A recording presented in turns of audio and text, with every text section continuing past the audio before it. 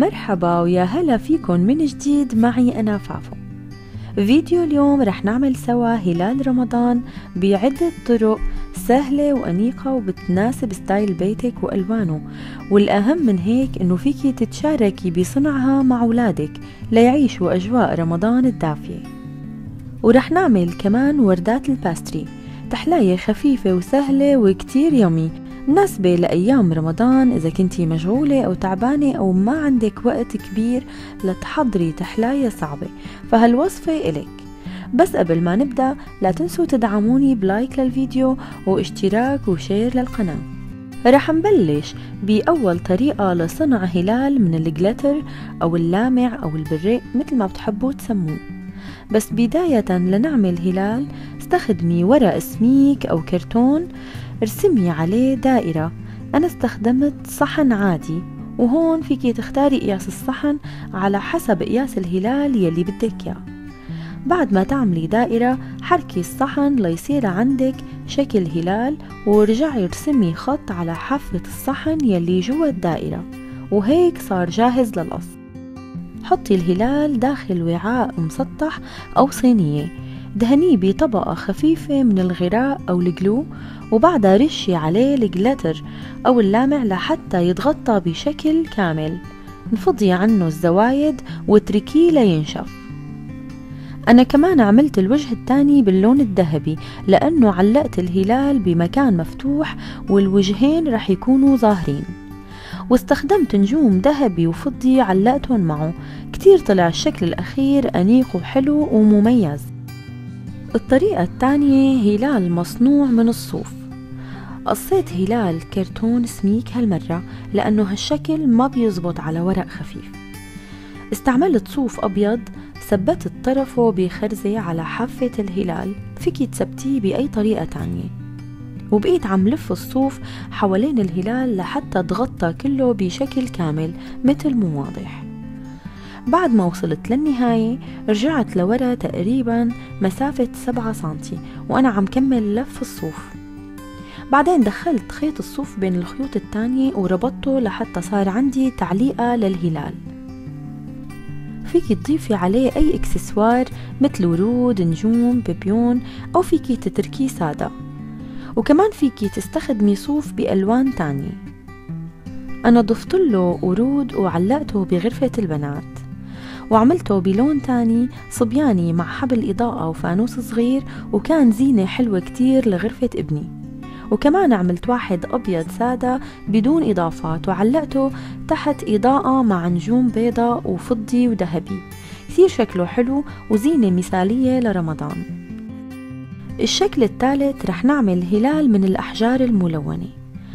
قصيت 3 هلالات بنفس القياس، 1 كرتون و2 ورق سميك أبيض، لزقتهم مع بعض وحطيت الهلال الكرتون بالنص لحتى وصلت للسماكة يلي بحتاجها. استخدمت أحجار ملونة يلي بتكون قابلة لللزق، بتلاقوها بمحلات الأشغال اليدوية وديكورات الحفلات والإكسسوارات وهيك قصص. زينت الهلال بالأحجار بطريقة بسيطة ولذيذة.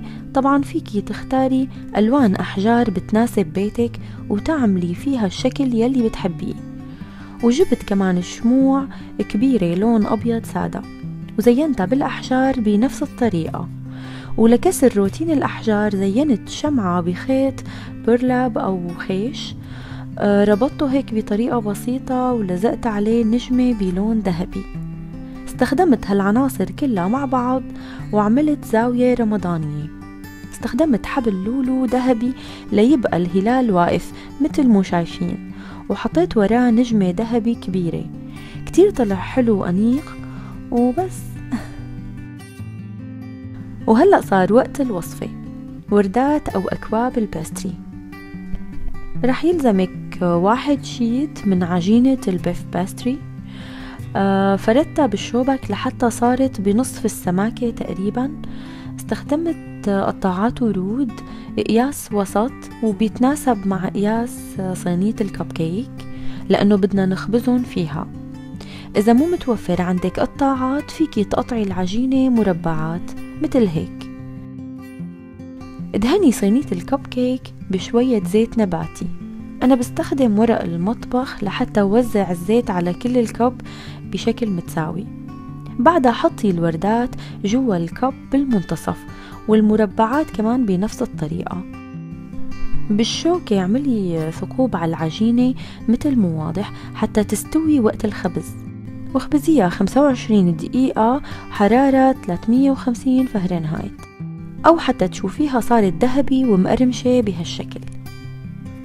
بس تبرد تماما استخدمي معلقة صغيرة واضغطي عليها بالمنتصف حتى تتكسر العجينة شوي ويصير عندك مساحة لنحط الحشو. احشيها بأي نوع قشطة أو كريمة متوفر عندك. خاصة برمضان نحن دايما بنعمل أكلات حلو وبيبقى عنا كمية قشطة بسيطة، بقى هاي الوصفة مناسبة كتير لتستخدميهم. أنا كان عندي كريمة كاسترد فحشيت فيهن وزينت بمكسرات مشكلة، وبعد المكسرات حطيت لهم شوية عسل أو قطر. أما المربعات فحشيتهم بمعلقة صغيرة نوتيلا وفوقها فواكه مشكلة.